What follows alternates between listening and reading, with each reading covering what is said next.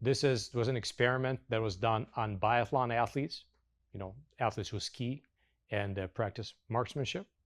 So in this example, 2 groups were training for 6 weeks. The conventional group control group, they did whatever they normally do, which is not easy and fairly glycolytic. The experimental group trained less, a couple hours, 6 hours versus 8. And once a week, they did a typical aerobic work. Like for 2 hours, they would use a ski roller for 2 hours. But then 4 days a week, they did the following A plus A protocol. And I guess we could put this in the mental heart category. So they would walk uphill with long steps. So pretty much think of lunges, like going uphill, lunging uphill. And for 200 meters at an incline, quite steep incline, 15 to 30%. And you adjust the load to such a way that the steps, adjust the length of your steps and the pace in such a way that your heart rate stays around the threshold. And you're shooting for about 2.5 minutes of work. That's what they did. Then they would rest actively for 3 to 5 minutes, and they would repeat it. They would repeat this for 10 to 20 sets. So it would go over and over and over. So this is a repeat method again.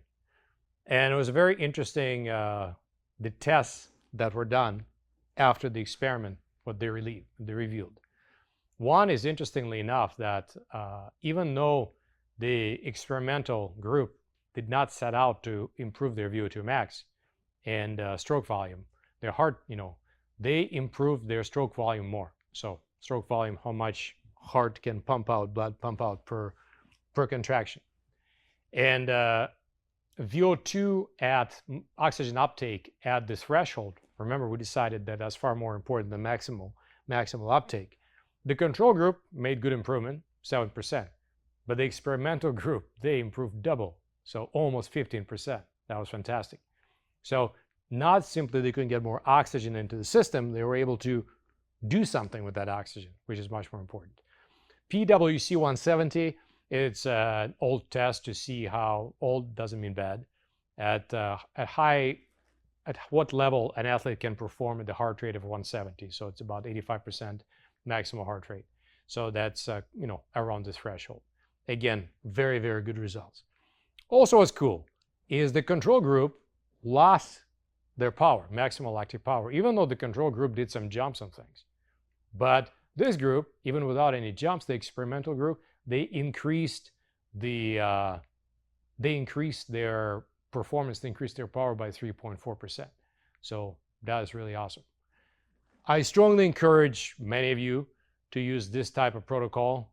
And when you try to get people who are not necessarily even athletic or not athletes, that's a great way to get them into strong endurance type training. As an example, I'm going to give you the protocol that my 85-year-old mother does. So my parents live in an apartment building in a high-rise. So my mother would walk up the stairs, taking 2 steps at a time. No rush, but 2 steps at a time. Then after climbing a floor, she'd go to the hallway and walk the end of the hallway and back. And then she goes to the next floor and goes to the next floor.